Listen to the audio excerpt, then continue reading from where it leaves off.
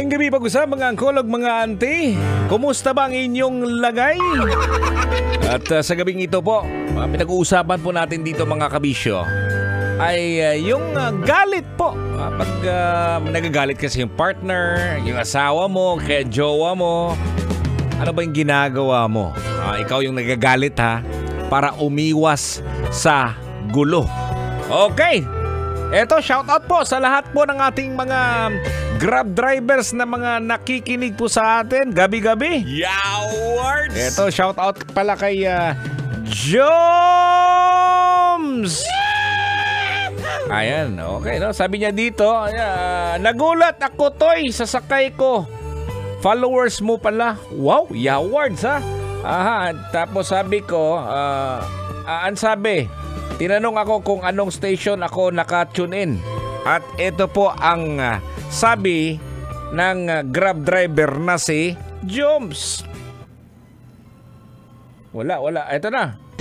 Tinanong ako Toy kung anong station daw akong pinakikinggan ko kasi hindi nakikita dito sa ano ko, sa panel ko. Sabi ko, sa ano yan? 90.7 na yan. Ay, tama yan. Sabi ko, si Totoy na ngayon. Uy. Sabi ko, kanina si Diego eh. Sabi ko, marunong Toy. Kita mo alam na ano ka.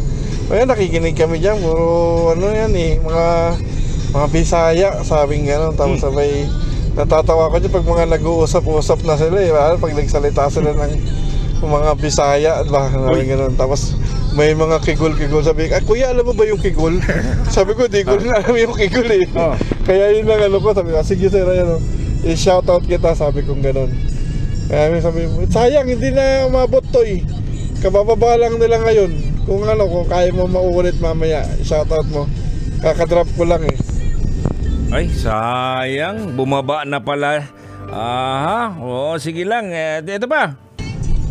Galing kami ano Toy, Araneta, nanood sila mag-shota sa PBA, wow. San Miguel, tsaka yung hot shot. Nung pagsakay pa lang, nagtanong na nga kagad eh. Sabi ko, sige. Iyan natin yan. Pinakita ko na 90.7 ako naka-tune. Ayun, sabi ko, panay kwento rin. May mga alam sa inyo eh, sa inyo na yung mga usap-usapan yung ganyan. Lagi tatanong-tanong siya kung ano yung mga ibig sabihin. Hindi ko alam yun eh. Kaya sabi ko gano'n, naririnig ko rin niya kay Totoy. Sabi ko nung magkakasama pa kami. Sabi ko, pero hindi ko na nitanong kung ano yung ibig sabihin niya. Sabi ko gano'n. So talaga sa bahay na lang daw sila makikinig. Sabi ko, sayang ma'am, hindi kayo umabot. Sabi ko gano'n. Sabi ko, sige dito na kami sa bahay makikinig. Sabi ko, sige ma'am, baka maya-maya ako konti mag-shoutout sa inyo yan. Kaya sabi ko, sana baka maano mo, mahabol mo pa Toy, kaya mo pa. Shoutout mo sila. Mag-shoutout yun. Kyle and Ida.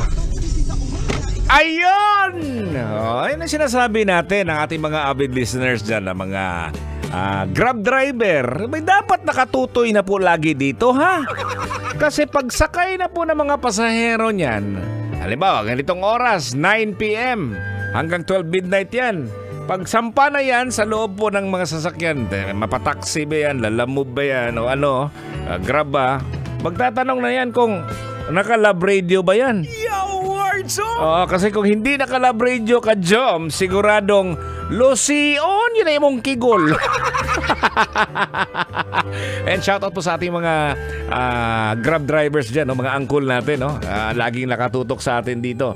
Okay, no? At basahin na po natin yung mga nag-message sa ating fan page, no? Sa Totoy Bato Official. Hello kay Ethel Mendoza. Sabi dito, shoutout naman po kay Renz Nathan Nicor from Batangas City na palaging nakatutok sa Love Radio mula umaga hanggang gabi. Super idol ka po niya, Uncle Totoy Bato. Maraming salamat Ethel ha sa iyong pagtutoy. Sabi dito ni Mardi Teo, idol, shoutout Lezu Furniture ng Sahod Ulan. Shoutout sa bayaw kong Uzel habang nainom kami from Jao.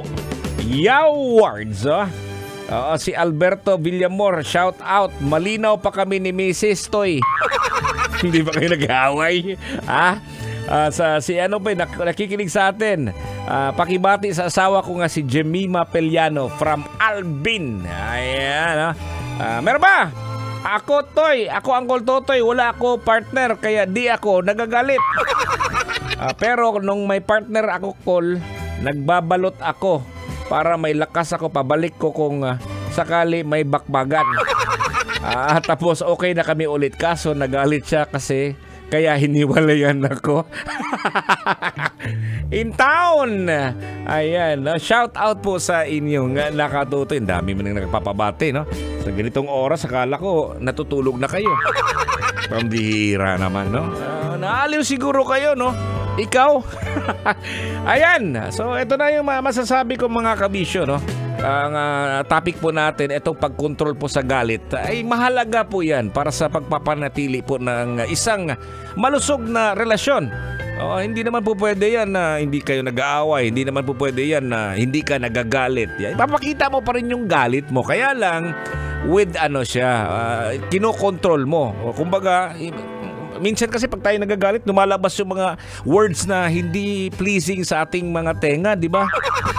Oo, ganun yun eh. Kaya mas maganda siguro, makabitaw ka na ng isang sentence o kaya dalawa, tama na yun.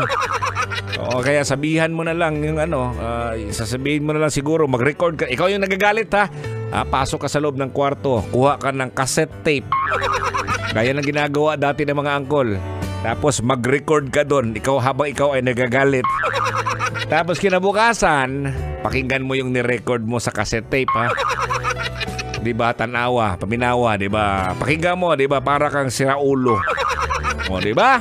Ayan po mga kabisyo. Ayan. Gusto natin na mapanatili po yung relasyon po sa bawat isa, no? Mag-partner, mag-jowa, o kaya mag-asawa.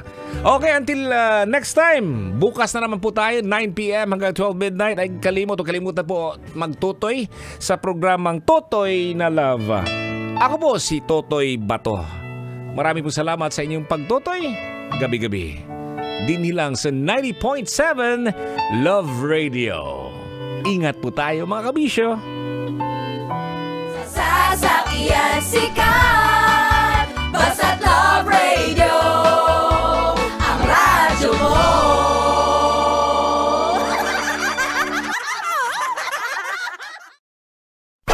Yeah, boy! May mga magbabago. Yo. May mga iiba. What? Pero maintain pa rin ang saya.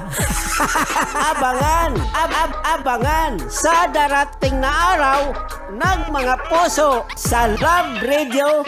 Yo.